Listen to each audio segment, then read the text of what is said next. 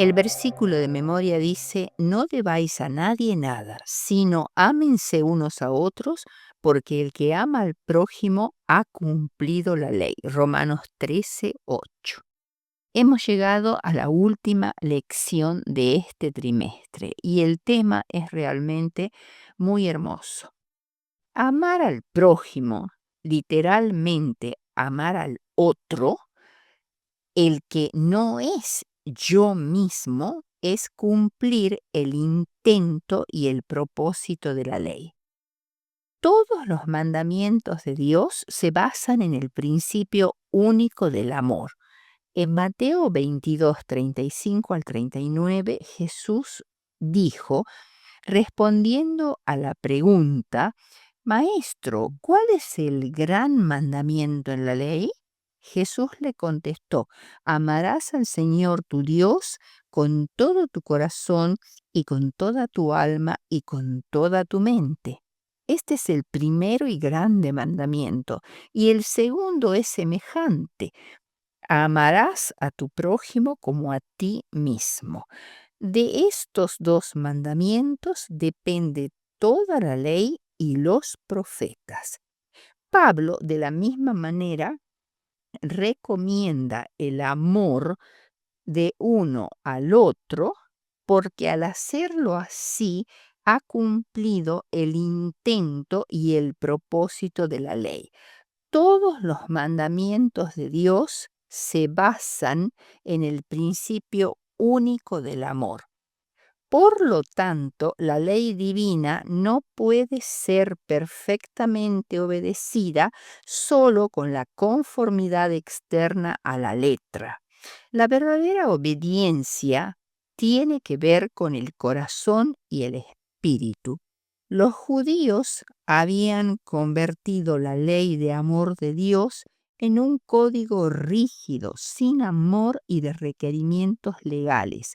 Pasaban por alto la fe, la justicia, la misericordia y el amor de Dios. En las Escrituras, el amor y la ley son inseparables. La ley de Dios es la transcripción de su carácter y una expresión del amor que Él nos tiene. Cuando Moisés recibió como un aval del pacto las tablas de piedra grabadas con el decálogo y las guardó en el arca de la alianza, ins- instó a sus compatriotas o instauró entre sus compatriotas un orden inaudito para sus contemporáneos. Con unos pocos preceptos, sentó las bases para expulsar del alma la mayor servidumbre que la humanidad ha tenido. Es la fabricación desde sus orígenes de ídolos, el culto a otros seres humanos. Esta novedad debió de parecer incomprensible a quienes venían de Egipto, la más fastuosa civilización de la imagen, donde los faraones se hacían tratar como dioses encarnados. Sin embargo, la ley de Moisés reivindica un mundo liberado del culto del hombre. Por otro lado, los seres humanos tendemos a creer que todo lo que poseemos nos pertenece por derecho propio y a imponer a otros la ilusión de ser los propietarios de sus personas y dominios. Pero la ley afirma que la vida, los bienes, el mundo, todo es prestado. Lo hemos recibido y tendremos que dejarlo.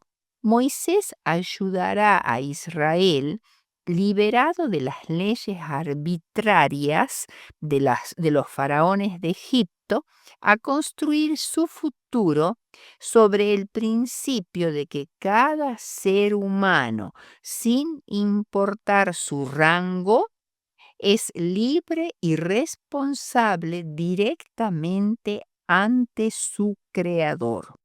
Jesús fue capaz de resumir el decálogo en un solo verbo: amarás. Un texto actualizado de los 10 mandamientos les devuelve su entorno de amor. Y dice así: primer mandamiento, porque te amo y deseo que nuestra unión dure para siempre, espero que no preferirás a otros dioses ni guardarás sus fotos. Segundo, sabes que al unirte a mí, tomas mi nombre. El amor incluye el respeto. Me harás daño si lo utilizas a la ligera. El tercero, recuerda cuando estés muy ocupado que quiero estar contigo. Apartemos un día especial para estar juntos en el que yo seré para ti y tú para mí. Llámalo Shabbat, es decir, tregua, nuestra fiesta, y recordémoslo con amor. Durante este día estaremos libres para lo que es esencial. Quinto, rodea siempre de afecto a quienes te han dado la vida, tu padre y tu madre, cuyo amor, fuente de vida, perpetúa la obra del Creador y te permite llegar hasta mí. Sexto, tus raíces te unen a todos los seres humanos. Protege sus vidas. Todos tienen un valor infinito porque su vida proviene de mí y es sagrada. El séptimo, el octavo, el noveno y el 10º mandamiento se pueden resumir así: no dañes sus afectos, ni sus bienes, ni su reputación, ni siquiera de pensamiento, porque son los hermanos. Quien llega a escuchar la voz del amor en estas palabras, nunca más las percibirá como restricciones. Más allá de sus barreras, el espíritu que las inspiró alienta a avanzar en el camino de esperanza que proponen y a reconsiderarlas en serio como una guía incomparable para todos los aprendices del difícil arte de amar.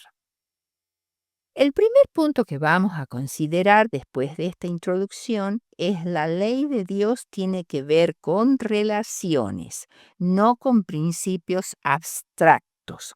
La ley divina no es un conjunto de principios abstractos, sino es la manifestación de una relación pactual entre Dios y su pueblo, una relación de alianza o pacto. Dios le dice a Moisés: vosotros visteis lo que hice a los egipcios, y cómo os tomé sobre alas de águila, y os he traído a mí. Ahora pues, si en verdad escuchas mi voz y guardan mi pacto, ustedes serán mi especial tesoro entre todos los pueblos, porque mía es toda la tierra y ustedes serán mi reino de sacerdotes y gente santa. Éxodo 19, 4 al 6. Lo que Dios había hecho al liberarlos de Egipto, al guiarlos a salvo a través del Mar Rojo y al darle el maná, era una garantía de lo que haría todavía para él si permanecía siéndole fiel. Sin esta seguridad, los temores del Sinaí difícilmente habrían sido soportados. Os tomé sobre alas de águilas, así como el águila madre toma al aguilucho de su nido, le enseña a volar y protege sus crías con su propia vida, así el Señor tomó a su pueblo del cautiverio egipcio para poder conducirlo hasta la tierra de Canaán. Sostenía a Israel con sus alas y los protegía de peligros, así como el débil y desvalido aguilucho, aunque teme el peligro, tiene confianza en el vigor y protección de su madre, así también Israel, débil, desvalido y temeroso de lo que pudiera sobrevenirle, podía tener fe en el poder divino. Si dierais oído a mi voz y guardareis mi pacto, vosotros seréis mi especial tesoro sobre todos los pueblos, porque mía es toda la tierra. Bajo ninguna otra condición fuera de la obediencia podía Dios consentir en ser el Dios de ellos. Seréis mi especial tesoro o mi propiedad personal. A la vista de Dios, ninguna otra nación era igual a Israel. Cada hijo de Dios, cada cristiano consagrado es una joya en la corona de nuestro Señor, y así es considerado por Él, y serán para mí especial tesoro, ha dicho Jehová de los ejércitos en el día en que yo actúe, y los perdonaré como el hombre que perdona a su hijo que le sirve. Malaquías 3:17.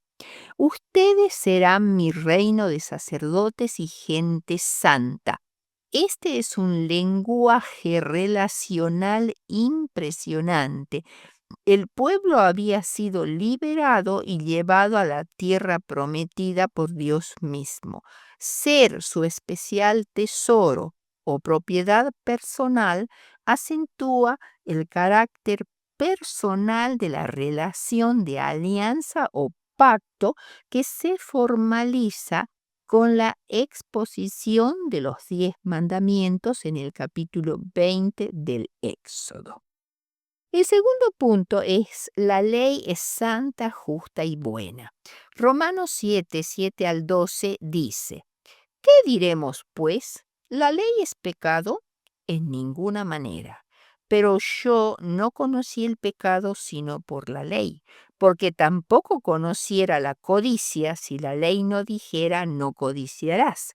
Mas el pecado, tomando ocasión por el mandamiento, produjo en mí toda codicia, porque sin la ley el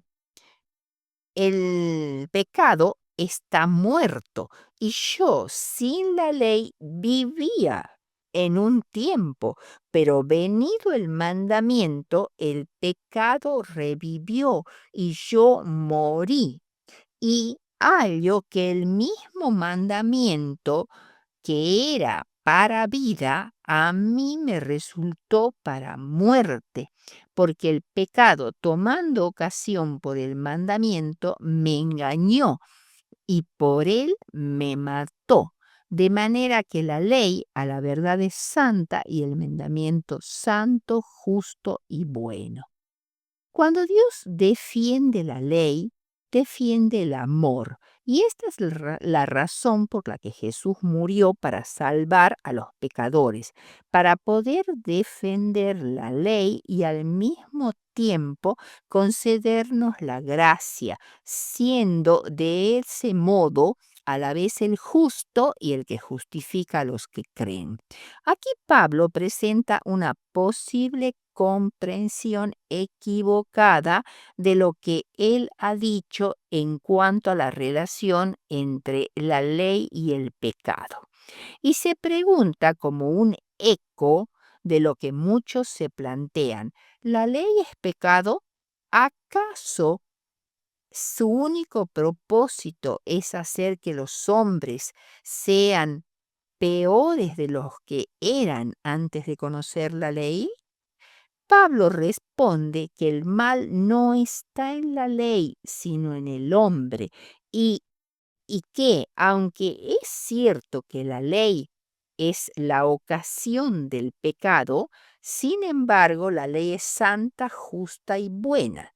Cuando Romanos 3:4 plantea que el fracaso de los judíos como pueblo al rechazar a Jesús habría hecho inútil o innecesaria la fidelidad de Dios en cumplir sus promesas, lo dice solo, Pablo dice categóricamente, de ninguna manera, antes sea Dios veraz, o sea, quede demostrado que Dios es veraz, y todo hombre sea mentiroso, como está escrito, porque él acá está citando el Salmo 51:4.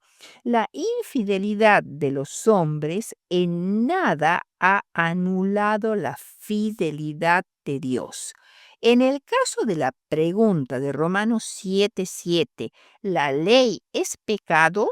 Pablo responde que por el contrario, la ley no es pecado, sino que pone de manifiesto el pecado en su verdadera naturaleza. El proceder ilógico frente a la ley es considerarle un enemigo por haber pronunciado este veredicto justo. La ley nos revela nuestra gran necesidad de salvación, lo cual solo es posible por medio de Cristo.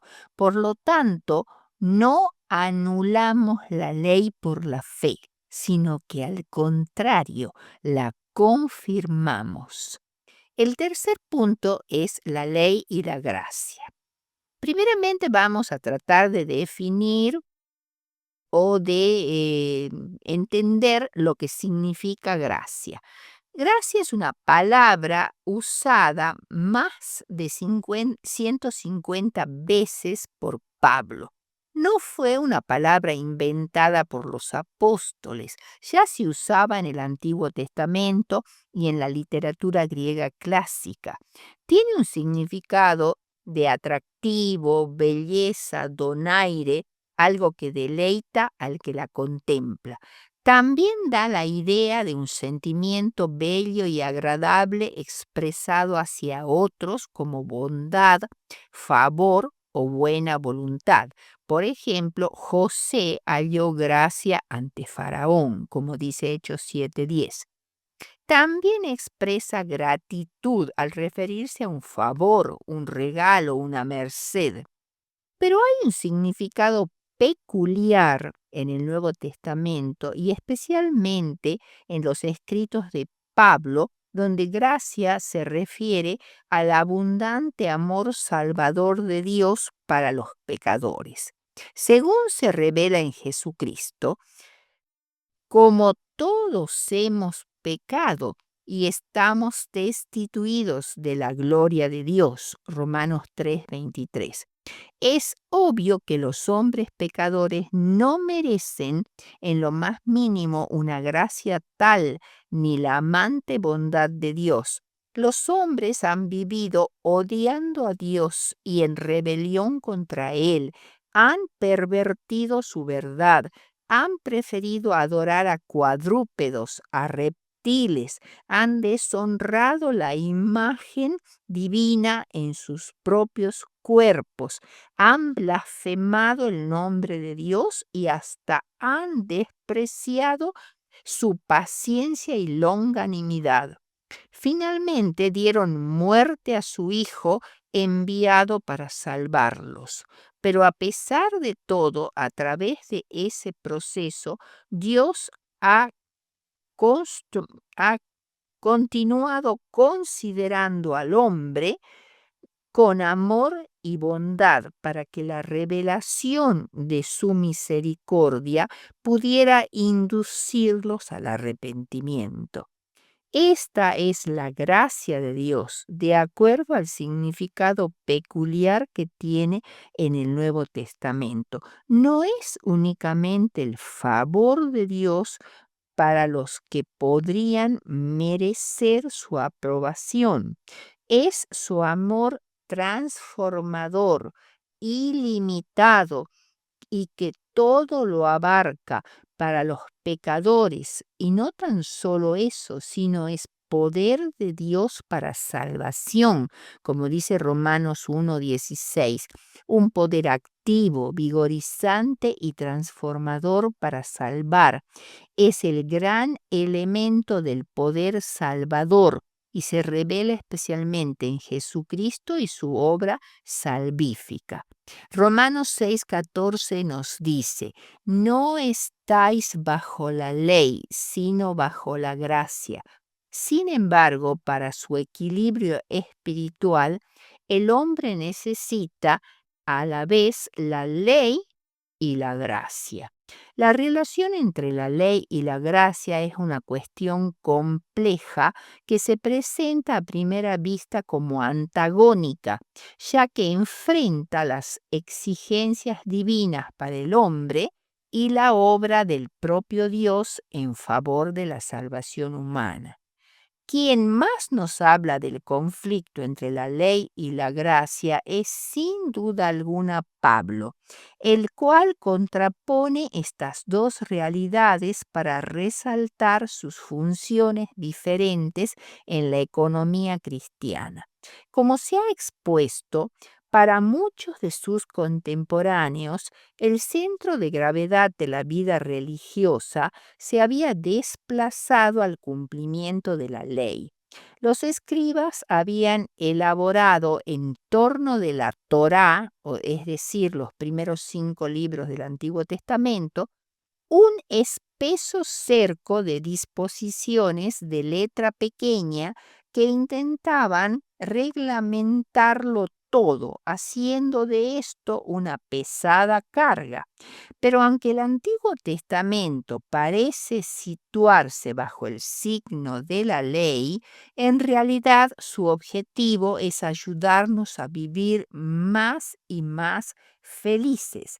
La ley actuaba como un sabio educador que deseaba o debía conducir a la humanidad durante los años de su minoría de edad espiritual hasta la libertad de una alianza renovada. Gálatas 3, 24 al 29. Si analizamos en detalle el contenido y funciones de la ley en el marco de la Biblia, veremos que que el centro de esta es la gracia, es decir, la voluntad divina de salvar a la humanidad y los medios puestos en acción para conseguirlo. Los textos bíblicos dejan bien claro que la salvación es una empresa divina. Dios viene a nuestro encuentro sin antes haber exigido que nos portemos bien primero y nos acoge y después nos enseña a vivir, es decir, nos da la ley. ¿Cómo funciona la ley en la teología de la gracia? El judaísmo ortodoxo sabía desde siempre que la ley era más que un texto y que su contenido espiritual requería una interiorización sin la cual corría el riesgo de convertirse en una parodia grotesca de la voluntad de Dios. La obra de Cristo aporta una triple liberación. Primero, del pecado. Segundo, de la ley y tercero, de la muerte. En primer lugar, el objetivo inmediato de Cristo es liberar al creyente de la esclavitud del pecado y la solución pasa inevitablemente por la gracia, por la vía de una amnistía a causa de la imposibilidad del ser humano de abandonar el pecado por sí mismo. Segundo, esto conlleva a la liberación de la condena. que da la ley. La ley repudia el pecado, pero no proporciona la fuerza necesaria para evitarlo, lo cual suscita en la humanidad desánimo y otras veces rebelión. Romanos 7, 2 al 25. Cristo nos muestra el proceso y como pretexto de justicia propia. Perdón, Cristo nos libera simultáneamente de la ley como conciencia de nuestro fracaso y como pretexto de justicia propia, mostrándonos en su gracia la única vía de escape. Y tercero, finalmente Cristo nos ofrece la liberación de la muerte, que es la consecuencia del pecado, dándonos acceso a la vida eterna gracias a una regeneración definitiva. La ley y la gracia, por lo tanto, no se oponen ni se excluyen, sino que se complementan, construyendo así un todo inseparable. Ver a la ley en oposición a la gracia es un absurdo, porque ambas vienen de Dios, quien da la ley a su pueblo liberado para ayudarlo a permanecer libre en su camino a la tierra prometida y llevarlo cada vez más cerca de su ideal, no para dificultarle la vida o imponerle una nueva esclavitud. Se promulga la ley para que se buscara la gracia y se otorgó la gracia para que se cumpliera la ley. Cuarto punto, el amor es el cumplimiento de la ley. Romanos 13, 8 al 10. No debáis a nadie nada, sino el amaros unos a otros, porque el que ama al prójimo ha cumplido la ley. Porque no adulterarás, no matarás, no hurtarás, no dirás falso testimonio, no codiciarás, y cualquier otro mandamiento en esta sentencia se resume: amarás a tu prójimo como a ti mismo. El amor no hace mal al prójimo, así que el cumplimiento de la ley es el amor. El amor mutuo es una obligación ilimitada.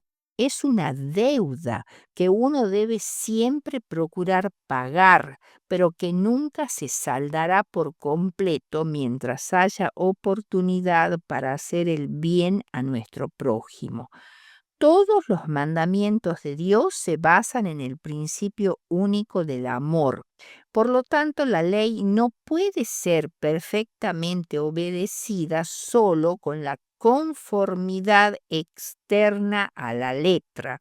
La verdadera obediencia tiene que ver con el corazón y el espíritu. Los judíos, a pesar de las claras enseñanzas de Moisés, convirtieron la ley de amor de Dios en un código rígido, sin amor y de requerimientos legales. Diezmaban meticulosamente la menta, el eneldo y el comino, pero pasaban por alto los asuntos más importantes de la ley, que eran la fe, la justicia y la misericordia. Así como una deuda financiera implica una obligación hacia una persona o a una institución, la ley nos impone obligaciones hacia los demás. En el contexto de la ley de Dios, especialmente en los últimos 5 mandamientos relativos a nuestras relaciones con el prójimo, que van más allá de nuestro deber hacia nuestra propia familia, la esencia de nuestra obligación o deuda continua es el amor. En conclusión, los que sirven a otros serán servidos por el pastor jefe. Ellos mismos beberán del agua de vida y serán satisfechos. No desearán diversiones excitantes o algún cambio en su vida. El gran tema de su interés será cómo salvar a las almas que están a punto de perecer. El trato social será provechoso. El amor del Redentor unirá los corazones.